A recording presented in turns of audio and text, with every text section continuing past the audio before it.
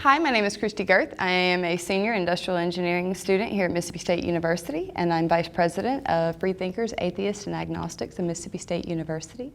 Today I would like to talk about a few misconceptions of being an atheist. So first off, atheism is just a lack of gods, deities, and multiple gods, and knowing that there's not an afterlife. Besides that, I could pretty much cut this all short and end there, but there's no commonality. There's no ritual to go through. There's no common creed. There's no principles to live by. It's simply just a lack of belief in gods. Every atheist is an individual, so we all believe in a lot of our own things, and we cover every single facet of political and social and economical facets of life. However, some of us do seem to fall just naturally and organically into subcategories. For example, when it comes to marriage equality, a lot of times you will see atheists that are for marriage equality simply because we don't have a book to tell us that it's wrong to be so, or to not be so. That's not always the case because, again, atheists fall into a lot of different facets of life. No one can actually, sit and talk about what every atheist believes or doesn't believe. But here's my point of view. So a few of the misconceptions I've had. The very first one, so we here on Mississippi State campus host a event biannually, and it's called Ask an Atheist Day. And in that event, we let people come and ask us questions. And the number one all-time favorite question is, where do you get your morality? And this is sometimes difficult to try and answer because, number one, morality itself is hard to define. But one of the main things I like to claim is religion doesn't really hold a monopoly on morals. We are just kind of hardwired to want to make ourselves happy. Luckily for us, in doing so, as a human race, what we find happiness in is oftentimes other people. So that's what causes me to want to please other people, to make other people happy, especially when it comes to my relatives or my friends. I think, let's see, for me also, some of my, ideas come from being an atheist and being able to talk about that with my friends. So I have a very, outspoken voice. I also am Unitarian Universalist, which also falls into an atheist category in its own self. A lot of people are not like me though, and they're not as outspoken. We're not generally accepted into a lot of mainstream society. And that's more of a global thing. So whereas you'll have, regionally accepted religions, atheism's not like that because it's much easier to say, I believe in a God but not your God, or I believe in the same God that you worship, but I just worship him differently. An atheist has to walk in and say, your God's not real, and that's very difficult for some people to accept. And that's very difficult as an atheist to tell someone your belief, so a lot of times you're just very quiet or closeted about it. I was for a really long time, but now I've found my voice, and I tried to speak out about those misconceptions and try to open up borders and communication between myself and other religions. So yes, atheists have morals, and I kind of get my moral compass from things that I've experienced and the things that I find joy in. So the next thing that is another huge misconception about atheists, and this one kind of falls into multiple categories.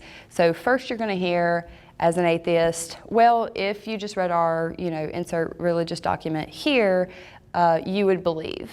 Then if that kind of fails and you go, well, hey, I actually did read this, I used to follow the same thing, you'll hear oftentimes, well, you aren't a true believer. You aren't a true Christian. If you really were a real Christian, you wouldn't be an atheist now.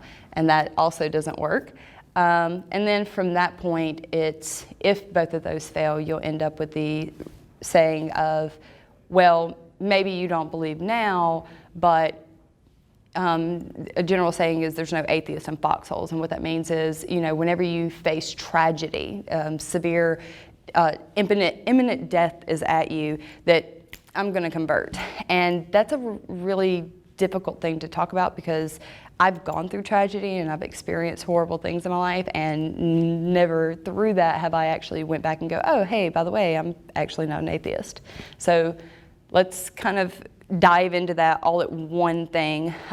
So very first thing, I know I can speak for myself, and I can actually speak for a lot of other atheists when I say that I was raised in the church. And it was very true and genuine for me. For me to say that that's not genuine, or that's not me being a true Christian, I would then have to reiterate that, like, that's most people feel the same genuine in their religion. The only difference is I'm no longer that. I did not become an atheist until I dove down further into my religion. It wasn't until I decided to sit down and read the Bible that I started seeing, contradictions in the text or things that didn't really line up with scientific fact. That was my aha moment. And for a lot of atheists, that's what it is. It's when you're reading this and you kind of see glitches in the matrix. So, it's like that. And if you go back to like that movie, The Matrix, 1999, if you haven't seen it, it's pretty fantastic. So, in there you're given the red pill or the blue pill. And, if you choose that red pill, the one that's like, okay, if you take this pill, you're going to see reality as it fully is. And sometimes it's really ugly. And sometimes it's really hard. And your family's probably going to hate you. Society's probably going to disown you. Would you still take it? And the atheist does. There's no going back from that point. I can't force myself to believe. This isn't an act that I'm putting on. It's simply, I cannot believe this anymore. It doesn't work for me. Yes. So I think saying that, someone would reconvert if you read this more information or you did this. So far in my life, I've never seen any evidence to prove me otherwise. However, I leave that door open. If ever there is actual 110% scientific evidence that there is a God or a deity, I would probably bow before it. But until then, I'm just not there. So, next misconception. Atheists are generally unhappy or angry. And this one I probably get the most of because I am an outspoken person, and sometimes I don't necessarily put my words the proper way. So first off, I never mean to bring harm to anyone. However, sometimes the things that I have to say, people immediately get very defensive on. So that's difficult to try and find that medium. I could see how that would perpetuate that myth. But no, people are generally just worldwide when it comes to religion or non-religion.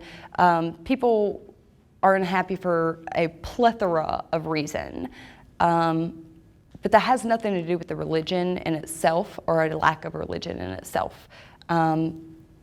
It's the same way with, being angry. Sometimes anger isn't necessarily because of a religion, but because of a frustration. It's very frustrating as a secular and atheist person to have to talk about evolution, and instead of advancing this scientific fact, having to go back to baby steps and go, hey, by the way, this is real, having to explain why there's not a crocoduck, having to explain, well, if we come from monkeys, why are there still monkeys? These questions have been answered, and I feel like I'm wasting my time on things that are not genuine to the conversation. For me, when it comes to scientific advancement and evolution, we're not combating religion. We're not combating creationist. We are trying to say that this is what it is. I'm sorry if it doesn't line up with your religious textbook, but it doesn't line up in evidence-based science. So that's very frustrating to constantly have to go through that with a lot of mainstream religions. So no, we're not angry. And I'm actually really happy in my daily life too. The next thing, the main thing that I want to cover, I'm not defined by atheism. I don't wake up in the morning and have an atheist breakfast. I don't drive an atheist car. Everything that I do is not because I'm an atheist. I just happen to be an atheist too. But for everything that we have, you know, outside of that and every difference that we may have, we have a lot more in common than what you would always think. So if you ever have questions, you know, go ask an atheist.